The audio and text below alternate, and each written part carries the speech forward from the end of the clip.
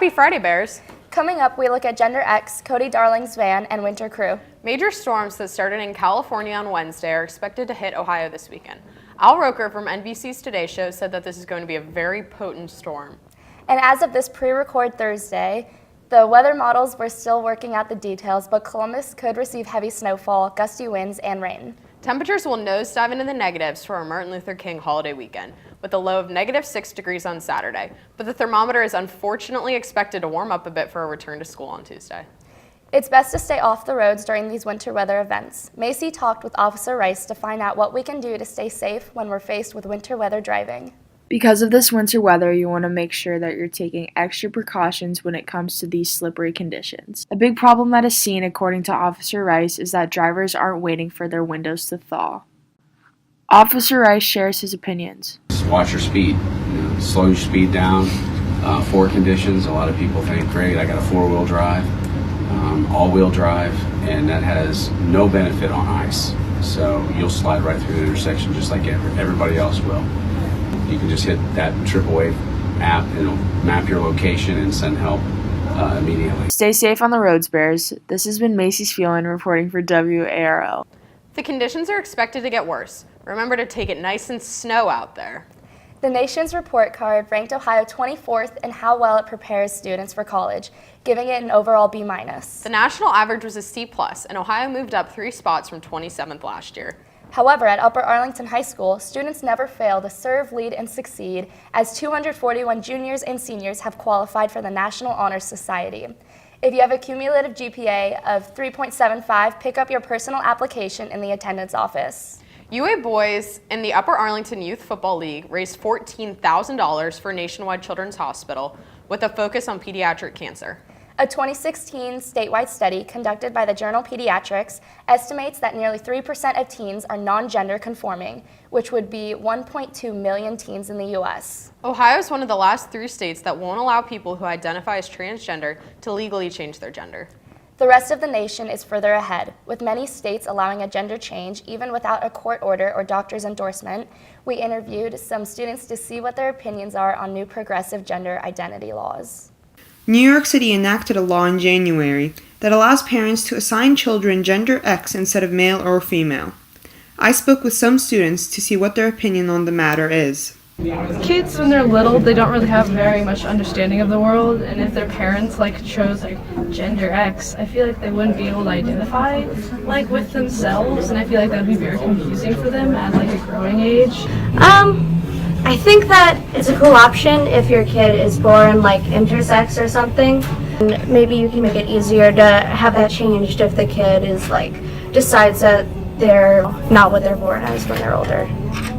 I think that it's an interesting idea. I don't think that it's right or necessarily wrong, because each individual family has their own individual needs, and if that's what works best for you, then I guess that's a good option. Student opinions tended to be a lot more subdued than the opinions that were seen online, where people either completely rejected the idea or kept referencing religious texts in order to defend their position. This has been Lujay Asaf reporting for the WARL. New York City now joins California, Oregon, Washington State, and New Jersey on their gender-neutral policy. A district court judge also ruled that passports cannot be for gender-neutral applicants, meaning that this might cause laws that force the federal government to acknowledge a gender-neutral identity. If this does reach federal documentation, the U.S. would join 10 other countries that already federally recognize the third gender. Today's the 27th day of the government shutdown. TSA absent rates have reached 7%, and all major airports have been operating at a much slower speed than usual.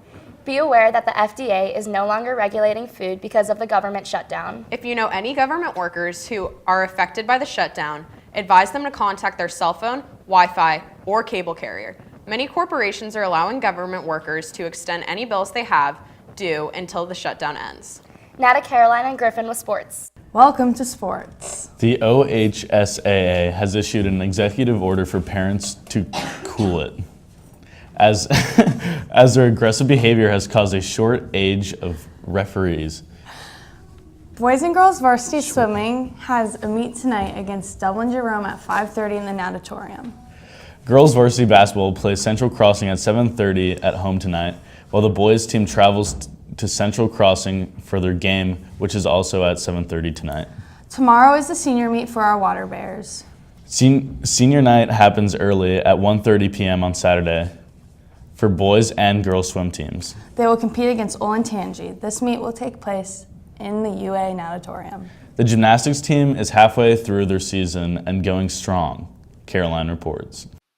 The varsity girls gymnastics team had their second home meet on Tuesday.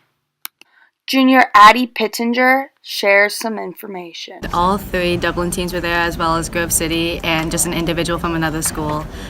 We did really well overall, considering what happened at our last meet. We stepped up on beam and stepped up on bars, and we finished on floor really strong.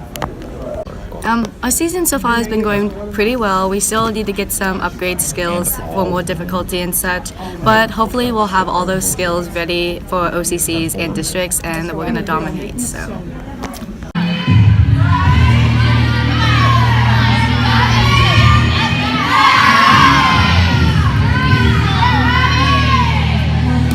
This has been Caroline Prowitz for WARL.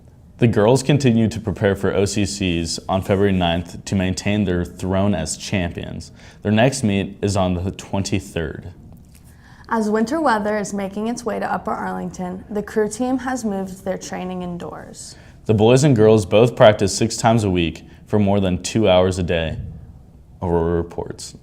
Although the team is not provided their own training area and proper airflow, they still manage to compete at the highest level. On Friday, January 4th, junior Peter Yohani broke his first world record in the 15-16 age category for the fastest 60-minute piece on slides. So training's been going really well. We have a bunch of really fast guys. We're looking forward to our Midwest Erg sprints in a couple months and carrying that speed on that we'll hopefully have there into our spring season and going to nationals. So the girls' side has also been doing pretty well throughout the seasons, and coming into the winter season, we have a lot of really fast girls, and we've really been focusing on like steady state training to help with times and everything. Although the space is pretty cramped in here, we do manage to get everyone all together for a practice. Sometimes we'll do workouts at the stadium, and we also lift twice a week in the mornings. This has been Aurora for the WARL. Player of the week goes to junior Peter Yohani for his world record. The boys and girls compete at the Midwest Erg Championships on February 23rd at the OSU RPAC building. If you would like to attend and cheer on your peers, admission is free. You can also follow the team on Twitter at @RowBears to stay updated throughout the event. Now to special reports with CJ and Macy.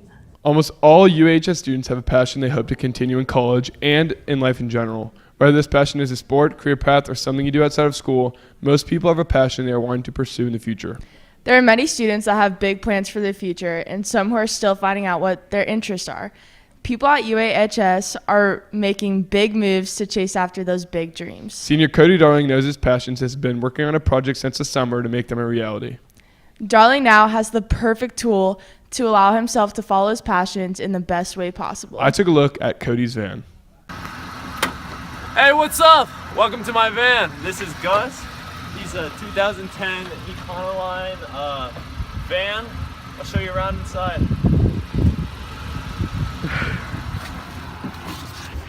So here we have 2 benches that fold out into a giant bed. We have the back seat cushions on here. We got this old cabinet. And then we got these fairy lights that we hung up with super glue on the sides. We have these nice speakers back here, jamming to some camp. Sitting in the parking lot. Up there we have a Polaroid board for all of our friends and family that come and visit the van. My favorite parts of the van was that I get to combine like all my passions for like skiing, fly fishing, traveling all in one, and I get to take it with this vehicle. I plan to take this vehicle to Colorado, where I'll be going to school next year, hopefully out west, Montana, Wyoming, California, hopefully visit all those places. and wherever else I want to go, I guess. Just figure that out. That van would make road trips fun. Now to the couch. Shalom. The popular movie and TV streaming service Netflix has announced that they are raising their prices from $11 to $13 per month. This is the fourth time that Netflix has raised their prices from the original $8 per month. As many of you have seen, the movie Bird Box on Netflix has sparked a unique challenge among its viewers. The challenge includes doing various activities while being blindfolded. YouTube has officially banned channels from sharing these dangerous challenges. They have warned creators that they have 2 months to clean up their channel or their channel will be reprimanded. A teenage girl in Utah also participated in the challenge and got into a car accident. Layton Police Department reported that no one was injured. A new restaurant has made its way into the heart of UA. The new restaurant Brassica is largely unknown as it only has 2 locations. Here's what they have to offer. Just 5 minutes south from the Upper Arlington High School off of Lane Avenue near the North Star intersection lies Brassica, a new Mediterranean cuisine restaurant that has current locations in the Short North and Bexley. The grand opening for the Lane Avenue location is January 18th. Brassica primarily serves 2 items, being sandwiches and salads. Brassica is a quote-unquote Mediterranean Chipotle, as once you get your whole wheat pita or salad base, you can choose your type of meat, with the vegetarian option being falafel, and you can choose fresh vegetables along with an assortment of sauces to go on top. If you're looking for a healthier, lighter option that is flavorful and yummy, Brassica may be calling your name. This has been Sam Shattuck reporting from the WARL. Rolling in at 65%, exercise was the second most popular New Year's resolution in 2019, but according to a 2017 study, most resolutions fail by February. Lily explored local workout studios on how their members stay motivated. The popular New Year's resolution of being healthy can be tough to last more than just a few days, especially with a lack of motivation. There are many local workout studios around UA that can help you stay on track of your goals and keep that New Year's resolution all year. Cycle 614 is the perfect studio to get an intense cycling workout that uses high energy music and competition to keep your heart rate up the entire class. Philip Pelock discusses his motivation.